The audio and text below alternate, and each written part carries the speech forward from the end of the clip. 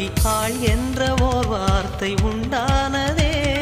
காதல் என்ற மந்திரத்தின் மாயம் என்ன, கல்லும் முள்ளும் இப்போது பூவானதே. வானவில்லின் துண்டொன்று மண்ணில் வந்து யாருக்கும் சொல்லாமல் பெண்ணானதே.